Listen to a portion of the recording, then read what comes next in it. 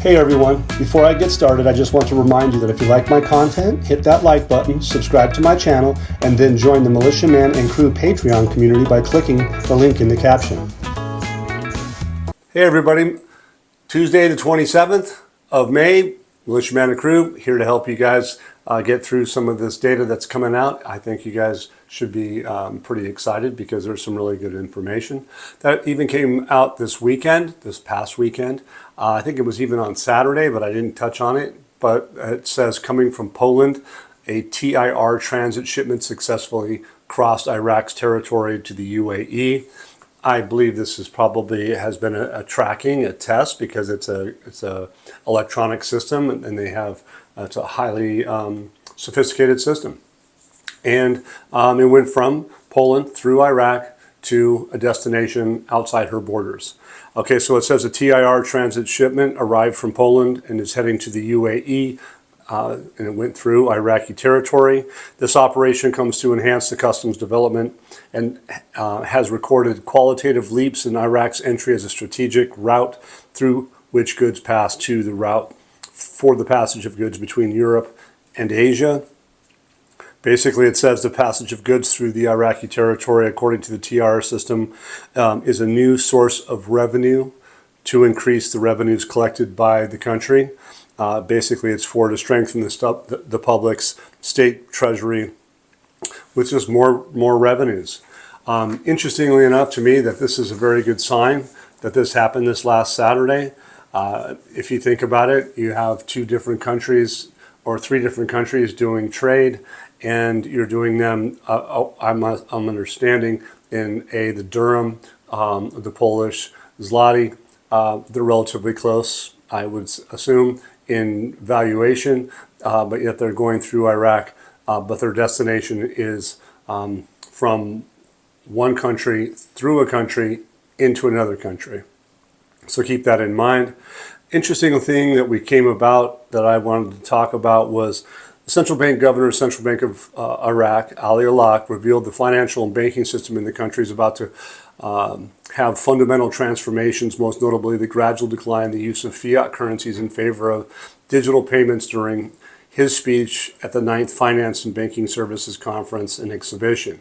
Alak stressed that the central bank is working on establishing its own digital currency, which will gradually be offered to be an alternative to paper currency similar to the experiences of a number of international central banks.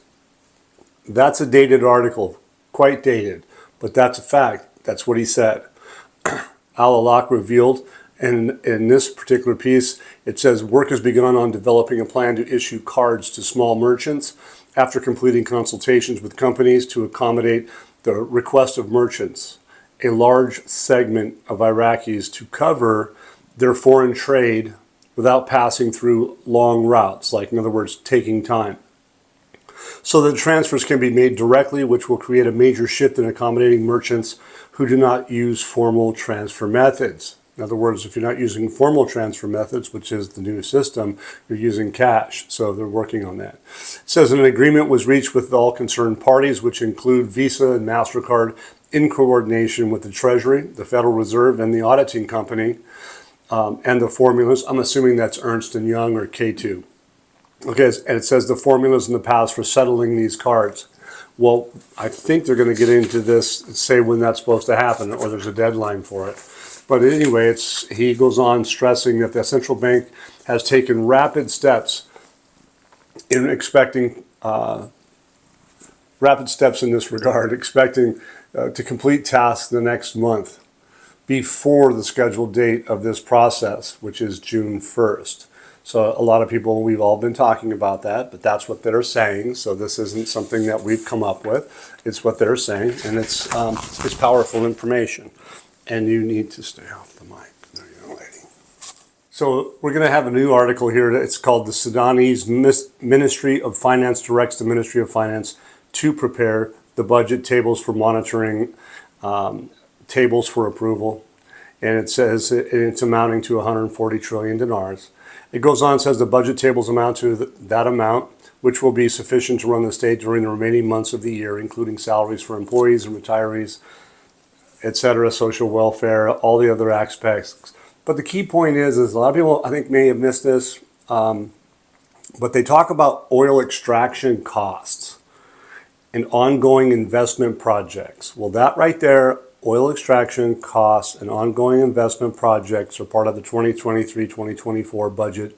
And I believe that's 100% related, 100% related to Article 12, 2C, Paragraph C of the 2024-23 budget amendment. Okay? They haven't exposed that yet, and we've talked about it numerous times. But they invoke oil extraction costs and ongoing investment projects. It says that it's become an imperative for the Ministry of Finance to prepare the budget schedules. So it goes here, it says next June, it's to be with the House of Representatives. Okay, so we don't know, the next June starts in a couple of days. So next June, within a few days, Article 12.2C, 2023 budget law, like I said, has not yet been exposed, and they talk about the same things that I've been talking about. So basically, what they're saying here is next June they're going to be talking about things that reflect Article 12.2, Paragraph C of the 2023-24 budget that has yet to be publicly exposed, and it's for investment, and it's also for the operational side, but they're focusing in on the budget tables, and they're talking about oil extraction. And we all have not seen the 23-24 budget schedules yet, and they're not going to see those in the Parliament until they, I believe, until they expose an exchange rate. And that's where we're at. Why? Well, they can't talk about the 23-24 budget or the Article 12. Have they? They haven't had an opportunity to do that, or have they? They probably have had plenty of opportunity to do that, but they just weren't able to yet. That's from my view, is that they weren't able to, because they're ready, but is everybody else ready? Because this isn't just going to be about Iraq. It's going to be about a lot of things. You see that we had the national reconciliation, effectively, the regional reconciliation in the country, and we're talking about regional countries doing trade with Iraq, and also globally. So let's see how it goes. There's a lot of information that's coming out today, and I would highly recommend you guys think about it, and I'll touch on some of that stuff tonight. But thinking about it, studying it, looking into it, do your own research, ask specific questions if you can. If you're doing artificial intelligence, you need to have intelligent questions, and you need to adjust them accordingly, especially if you know specific points in data. And if you get an answer back that doesn't include specific points in data, like I have, you're going to get different versions of information. So be careful. It's interesting. It's powerful, because if you ask the right questions, you get a lot of detail, which is cool. Okay. Tonight's information specifically is not about artificial intelligence. Okay. And wasn't necessarily used. However, there was some questions. Okay. Prime Minister, boards of directors of banks and central bank are a key pillar in financial and banking reform. I think we all know that. The Prime Minister, Mohammed Shia al-Sudani, chaired the meeting of the Supreme Committee for the re-evaluation, not revaluation. It says re-evaluation and formation of the board of directors of government banks and the central bank of Iraq. It says the meeting approved a set of recommendations, and the topics included the agenda of the committees, which focused on evaluating the performance of reform efforts in banking and financial sectors, and emphasizing the effectiveness of the board of directors. So they're key on making sure the board of directors, as they constitute a fundamental pillar in the financial and banking reform process. So he's getting everybody together on board, make sure that people are effectively been reviewed. So, hey, that's part of work. Everybody should have a review. It says al-Sudani stressed the importance of the boards of directors taking the initiative in developing strategies and visions that guide the work of government banks, promoting the principle of transparency and transparency and accountability within them, and the need for these controls to evaluate the challenges and financial risks facing banks. In addition to the importance of the strengthening relations with various government agencies and the private sector, so there's communication between the government agencies and private sector, in order to contribute to the implementation of financial and development policies that support the local economy. it's very clear that these guys at the world and Iraq and the region and the government and the interior internally are working to have everything ready to go when Iraq has an acceptance into the international financial situation that they're going to be in. Sudani is prioritizing the government banks and the central bank to have board members promote transparency and accountability with the banks. There's basically going to be no room for the lack of thereof. They need to have that. And the banking and financial sector are going to need to be at their fullest effectiveness, as the banks are, again, like they say, a fundamental pillar. So here's another article that's called the 2025 Budget. Will Sudan break the funding deadlock in the second half of the year? Well, the second half is coming up in June. And they use words like possibility, very strong possibility. In the next few days, they talk about stuff like that. It says the Iraqi government approved a 3-year budget for the 23, 24, and 25 budget, the first of its kind since 2003. We all know that. The budget aims to ensure financing planning, stability, facilitate project implementation in the medium term. It says, well, however, the implementation mechanism requires the submission of annual tables, which they haven't quite done all the way yet. And it says, specifying the distribution of expenditures and revenues by ministries and governance, something that has not yet been implemented with regard to the 2025 budget. And we all know that because we've all been talking about it. It says a delay in submitting the schedules to Parliament constitutes a breach of established deadlines and hinders the completion of infrastructure projects and service plans, which governments rely on to prepare their financial and development plans, especially as the second half of the fiscal year approaches without clear vision for funding. I think al-Sudani and the government and finance ministry and everybody that's involved has a good reason why they've been doing all these things. And it's quite obvious there's a reason for the constant avoidance of the 23-24 budget schedules that have relationship, again, to the 2024 Article 12.2, Paragraph C, to be exposed publicly yet. You have to ask yourself, well, why haven't they done that yet? If they were going to be going into the international at 1310, where a lot of people think that that's what's going to happen and that we don't have it right, but why didn't they do that at the beginning of 2023? They don't have an answer for that. That's okay. But using the words possibility of passing the 2025 budget shows they have the Parliament, Finance Committee, or whoever, they at this stage of the game, they don't have a clue what's in those 2023-24 budget cards or schedules, forgive me. But it goes on, and I have to say, I want to reemphasize this. The Visa and MasterCards were said to be sorted by the end of this month, before June 1st for foreign transfers. That's what they said. That's not what I'm saying. I'm telling you what they said. You have to think that all this basically is interconnected because they haven't exposed a real effective exchange rate yet. They haven't changed 1310 to any other number, and they haven't disclosed specific data regarding Article 12, which was, again, related to oil costs and extraction costs for the Kurdistan region.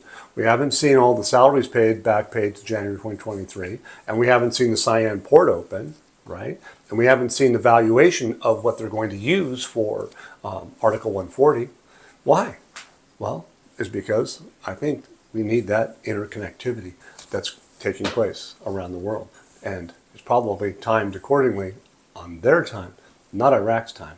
And whoever that is, the largest financial systems, institutions in the world, it's probably on them. Okay, a new Iraqi initiative to map integration. We talked about many times talking about integration, and they're using it constantly. And what is Iraq going to do? Interconnectivity, integration, kind of similar, right? So it says the Arab economic reform era for the next decade. So they have a plan for the next decade. Shia al-Sudani talked about at the Development Summit. We talked about the Arab Summit, but we didn't really get a lot of information about the Development Summit. It's almost like there was a summit that was going on a Saturday, a week or so ago, and then at the same time having a Development Summit that was probably behind closed doors. Anyway, it says it was an unprecedented step towards building an effective Arab economic bloc, the first of its kind since the founding of the Arab League. It says the experts that note that this initiative represents the first practical manifestation of Arab economic unity, reflecting a growing awareness of the magnitude of common challenges and available opportunities, given the diversity of economic resources in Arab countries, ranging from energy to agriculture, tourism, manufacturing industries. All of the backbone of a country going international. This economic expert, his name is Al-Rubay. It says Arab Economic Reform Era for the next decade, which is an initiative, we talked about from the Prime Minister, represents the first step toward building Arab economic unity. Well, they had the first step, which was the Arab Summit, as far as I'm concerned. It says that this whole initiative reflects a strong awareness of the economic and geopolitical changes. And what can it do? It can serve Arab economic link that replicates pioneering global experiences and implements in the Arab in an Arab format that achieves integration and cooperation similar to the World Trade Organization. So they're actually going to do something similar to the World Trade Organization, but within an Arab framework that promotes shared interests. So it's more regional, not necessarily global in this particular instance. Not to say that they won't ever join the World Trade Organization, it's just that they're doing something similar. Since Al-Rubay points out that the essence of the reform area lies in each Arab country undertaking serious economic reforms that would remove obstacles to joint cooperation. So they want to remove all these obstacles for joint cooperation, and they want to create a mature and accessible and effective investment environment that would enable Arab capital to operate within the region rather than being displaced to foreign markets. They want to try to keep it at home. He explains that the initiative seeks to transform the Arab world into a major market, a major economic market, paving the way for the establishment of the free trade zones and encouraging local production and Arab industries, which would contribute to linking economic interests and reducing political tensions, based on the principle that the economy is a tool for stability, in which the larger scale of things, Iraq's economy is going to be a tool for stability. And it will be a stability tool for all of the countries once they get interlinked. Okay? He concludes that saying that this initiative formulated with Iraqi strategic vision represents a strong return to Iraq's role as an active access and joint Arab action, both politically, economically, and establishes a new phase of regional integration based on interests and development. It says this initiative includes a comprehensive strategic vision aimed at providing an integrated and shared Arab investment environment that enhances economic cooperation and accelerates the integration process among Arab countries. So it's obvious that they're integrating with their region. They're going to need to be able to have cross-border payments, everybody. It says that the importance of establishing a free trade zones that would serve as stimulating platforms for production and trade exchange, emphasizing that Iraq is embracing this approach through this strategic development road project. This is a really long article, but the bottom line is the Development Summit, which held for the first time in the capital, witnessed the launch of 3 pivotal initiatives. Prime Minister Sheikh al-Sudani notably is Arab Economic Reform Era over the next decade. They talk about food and security, they talk about climate change, and they also talk about environmental challenges. It says Economic Reform Initiative represents a strategic roadmap for achieving true Arab economic development and integration. And they go on to say, particularly following the selection of Baghdad as the Arab tourism capital for 2025. Think about the tourism. There's millions of people that come into Iraq every year. It's like cha-ching, because everybody needs to have a roof over their head. They need to eat. They need to have housing. They need to have the ability to go to the tourist sites. So anyway. All right, so at this time, it says the establishment of these integrated tourist cities, roads, and infrastructure befitting Iraq's stature and history so that it can become a tourist destination that generates income and contributes to eliminating the rentier economy based on oil. And I think we all know that. And basically, you guys get the picture. They're talking about actionable programs, and they're talking about reinforced timetables. They're talking about joint funding. And what are they looking for? Sustainability of the political and economic momentum that has been unleashed on Baghdad. I think you guys can see that what they're talking about is actually fascinating, because it is a heck of a complex issue that we've been watching for the last few years. It's truly amazing. And here we have the World Bank, okay? We talked about support. We talked about the IMF, U.S. Treasury, everybody. Again, a reiteration. World Bank affirms its support for financial and environmental reform programs in Iraq. You can't make it up. Minister of Finance, Taif Sami, received a delegation from the World Bank's Environment Sector Mission, headed by the Regional Director, Bahraini. During the meeting, they discussed enhancing cooperation in the areas of financial reform and sustainable environmental development. Whether we agree with climate change and environmental developments, just telling you what it is. What I'm looking for is the financial, economic, and banking reforms. That's me. Okay, the Ministry of Finance stressed the importance of integration between the financial reform and environmental policies, affirming the ministry's keenness to direct resources towards projects that enhance sustainability and support the transition to a green economy, pointing to the need for technical and financial support in this framework. All of those people I've been talking about are talking about technical, financial, and advisory support. So anyway, this meeting concludes with agreement to intensify coordination in implementing joint environmental projects and expand partnerships to ensure better use of resources and addressing environmental and economic challenges. Having Iraq's finance minister get a reiteration of support in financial matters from the World Bank again, to me, it's really powerful. There is a focus on integration, and the need for technical and financial support that the World Bank is offering should be another testament that Iraq is taking its place in the global financial system. We should all be able to see just how far along Iraq is in with the financing, banking, and economic reforms. It's pretty simple. We've seen one step after another. Al-Sudani's been in office for 2 years plus, and you see nothing but advancement. The TIR, for instance, we started that off. That's a global, international trucking situation. The ISCUTA system, international.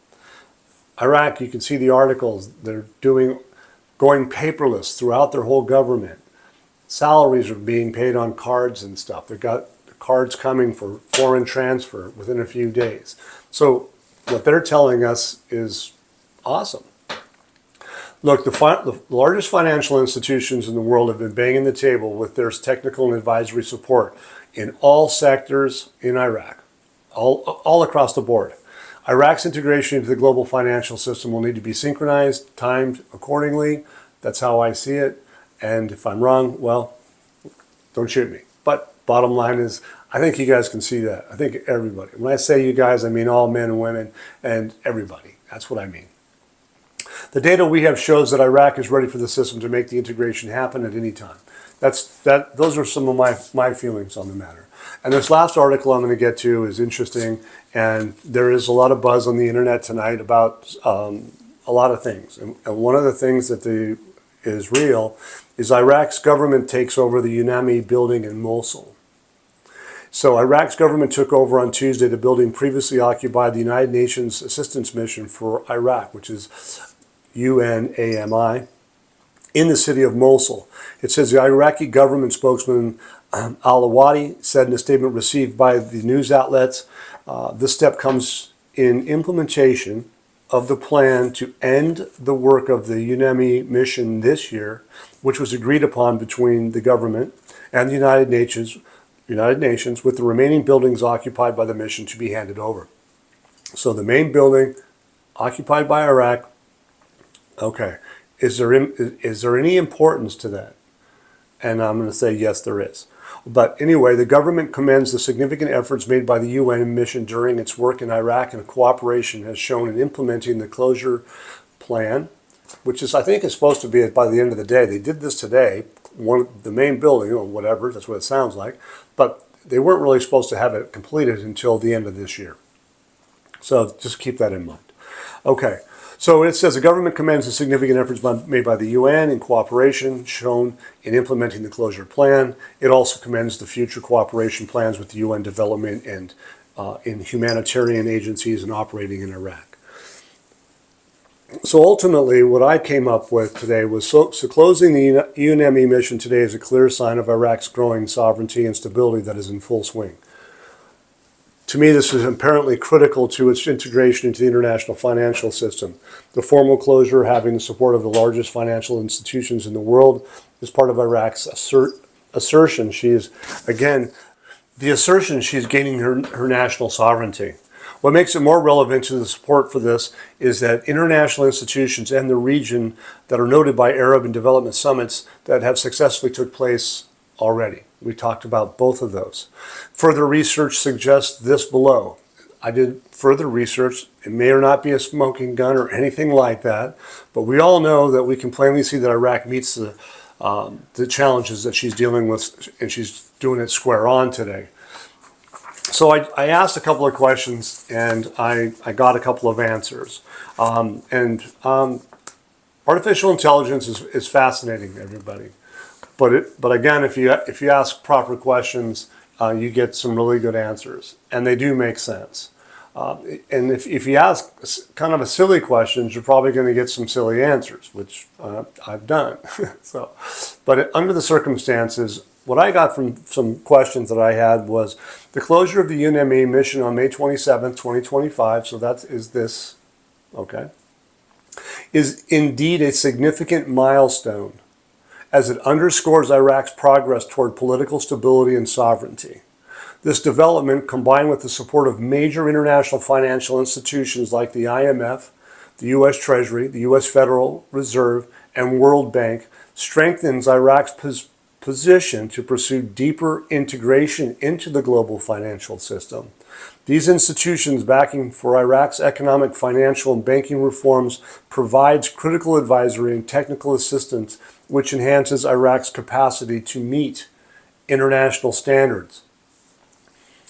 It goes on and says, the UNME closure signals the global community that Iraq is moving toward greater self-governance, a factor that can boost confidence among investors and financial markets. This is particularly relevant for establishing mechanisms for international forex currency trading with a real effective exchange rate, REER.